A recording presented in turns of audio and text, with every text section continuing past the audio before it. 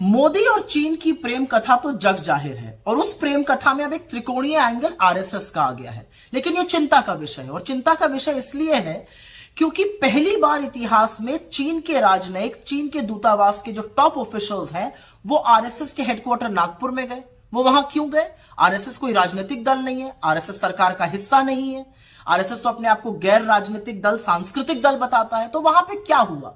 और चिंता इसलिए है क्योंकि उस मीटिंग के कुछ ही दिनों बाद चीन के मुखपत्र ने मोदी जी की तारीफ में कसीदे पढ़े।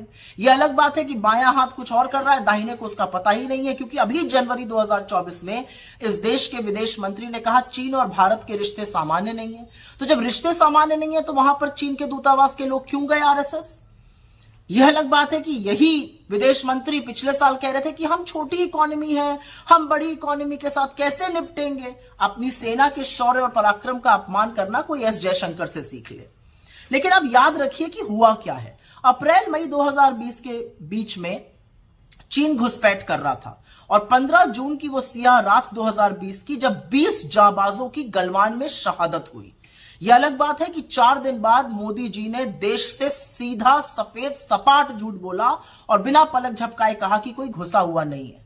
और कितनी बड़ी विडंबना है कि तब से 19 कोर कमांडर लेवल की बातचीत में, मीटिंग में चीन वही क्लीन चिट लेकर बार बार दोहराता है कि आपके प्रधानमंत्री ही कहते हैं कि कोई घुसा हुआ नहीं है। लेकिन इस दौरान क्या किया? इस दौरान मोदी सरकार ने हमारे पेट्रोलिंग पॉइंट, जहां तक हम गश्त करते थे, पेट्रोलिंग पॉइंट 10, 11, 12, 13, 14, 15, 16, उनको बफर जोन में डाल दिया। जिन रणनीतिक इलाकों पर हमने कब्जा किया था वहां से सेना को पीछे किया गया। और यही नहीं, सिर्फ 21 लोगों को इस देश में परमवीर चक्र मिला था। उसमें से एक मेजर शैतान सिंह थे जिनका स्मारक लद्दाख में बना हुआ था। उस स्मारक को भी बफर जोन में डाल दिया गया। और सिर्फ स्मारक बफर जोन में नहीं डाला गया, अब कहा जा रहा है उसको शिफ्ट किया जाएगा।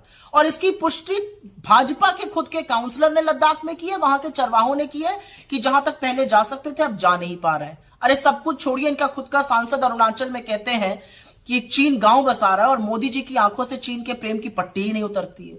लेकिन इस दौरान सरकार ने क्या किया? जब यह सब हो रहा था, सरकार ने चीन को सबसे बड़ा ट्रेडिंग पार्टनर बनाया और $100 बिलियन का ट्रेड डेफिसिट किया। आपकी आंखों में धूल झोंकने के लिए इन्होंने कुछ छोटी मोटी ऐप्स को बैन कर दिया। चीन के राष्ट्रपति से मोदी जी की करीब 18 मीटिंग हुई है, 30 बार आए गए हैं, वो अलग बात है। इन 18 मीटिंग्स में मोदी जी ने देश के हित के बारे में क्या बात की मैं नहीं जानती हूं। लेकिन अभी एक मीटिंग हुई थी साउथ अफ्रीका में अगस्त 2023 में, और उस मीटिंग के बाद चीन ने एक मैप रिलीज किया जिसमें हमारे ही देश के जगहों का अपने देश में बता दिया गया। मोदी जी चुप रहे, बिल्कुल चीन का नाम नहीं लेते हैं।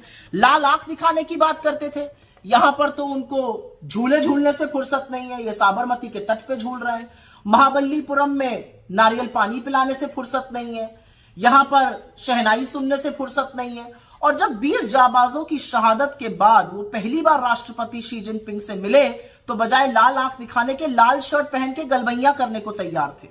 तो आज सवाल यह है कि आपकी मोहब्बत का जो चीन से खामियाजा है, उसका जो कॉस्ट है वो देश अदा कर रहा है, उसकी कीमत देश चुका रहा है। अब ये आरएसएस के साथ क्या खिचड़ी पक रही है ये समझना जरूरी है, क्योंकि हमारी भूभागीय अखंडता पर, हमारी संप्रभुता पर चीन अगर नजर उठाकर देखेगा तो उससे सेना निपट लेगी। लेकिन आप लोगों के बीच में क्या पक रहा है यह देश जानना चाहता है, और यह जवाब आपको भी देना पड़ेगा और यह नागपुर में बैठे हुए आरएसएस के लोगों को भी देना पड़ेगा। तो इसे लाइक और शेयर जरूर करें, और हां, हमें सब्सक्राइब और फॉलो करना ना भूलें ताकि आप देश और दुनिया की कोई खबर मिस ना करें। तो जुड़े रहिए हमारे साथ और देखते रहिए न्यूज़ 24।